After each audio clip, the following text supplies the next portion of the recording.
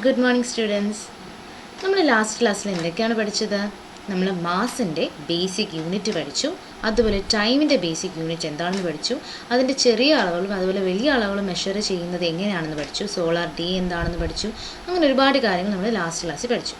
ഇന്നത്തെ ക്ലാസ്സിൽ നമ്മൾ പഠിക്കാൻ പോകുന്നത് ഫണ്ടമെൻ്റൽ യൂണിറ്റ്സും ഡിറൈവ്ഡ് യൂണിറ്റ്സും എന്താണെന്നാണ്. സോ നമുക്ക് ഫണ്ടമെൻ്റൽ യൂണിറ്റ്സ് എന്താണെന്ന് നമുക്ക് നോക്കാം. ഫണ്ടമെൻ്റൽ യൂണിറ്റ്സ് എന്ന് പറയുന്നത് നമുക്കറിയാം ഒരുപാട് ക്വാണ്ടിറ്റീസ് ഉണ്ട്. നമ്മൾ പഠിച്ച കുറേ ക്വാണ്ടിറ്റീസ് ആണ്. ഇപ്പം നമ്മൾ ലാസ്റ്റ് പഠിച്ചത് മാസും ടൈമും പഠിച്ചു, അതുപോലെ ലെങ്തിനെ പറ്റി പഠിച്ചിട്ടുണ്ടായിരുന്നു. ഇതൊക്കെ ക്വാണ്ടിറ്റീസ് തന്നെയാണ്.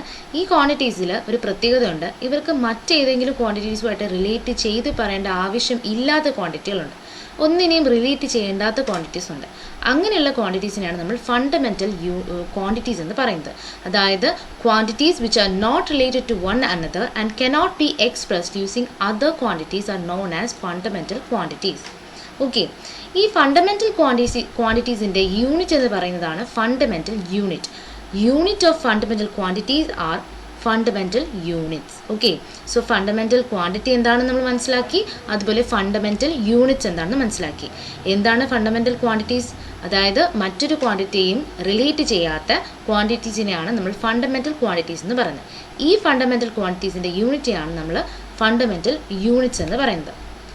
ഇനി ഈ ഫണ്ടമെൻ്റൽ യൂണിറ്റ്സ് നമ്മൾ മനസ്സിലാക്കാൻ വേണ്ടി ഒരു ബേസിക് സിസ്റ്റം തന്നെ ഉണ്ടാക്കിയിട്ടുണ്ട്. കാരണം വേൾഡ് വൈഡ് യൂസ് ചെയ്യാനായിട്ട് നമ്മളെല്ലാവരും അത് അനുസരിച്ച് വേണം നമ്മൾ യൂണിറ്റ്സ് റെഡിയാക്കാൻ.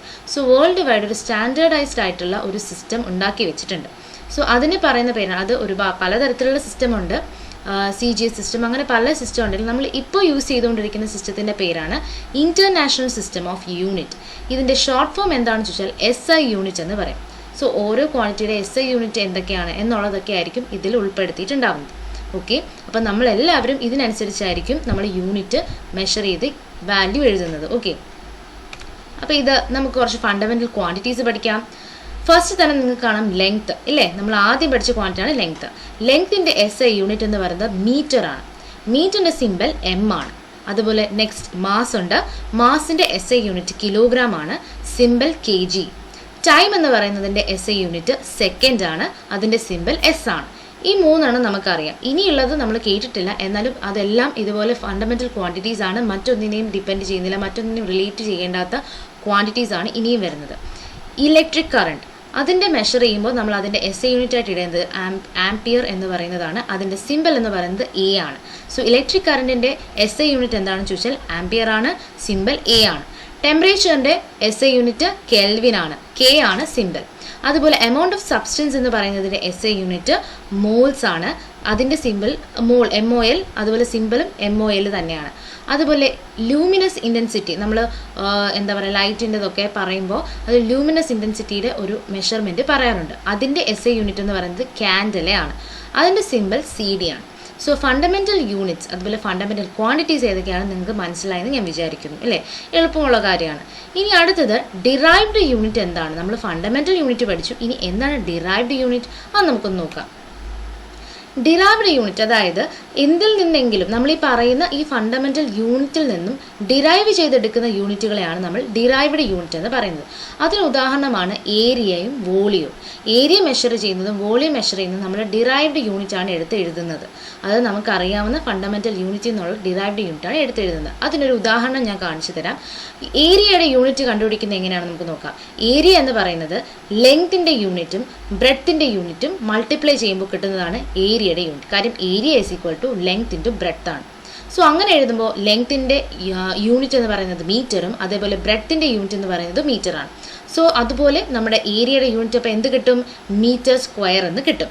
അപ്പോൾ ഇങ്ങനെയാണ് നമ്മളൊരു ഡിറൈവ്ഡ് യൂണിറ്റ് ഉണ്ടാക്കുന്നത്. അപ്പോൾ ഏരിയയുടെ ഇങ്ങനെയാണ്. ഇതുപോലെ നമുക്ക് വോളിയത്തിൻ്റെ ഒക്കെ കണ്ടുപിടിക്കാം.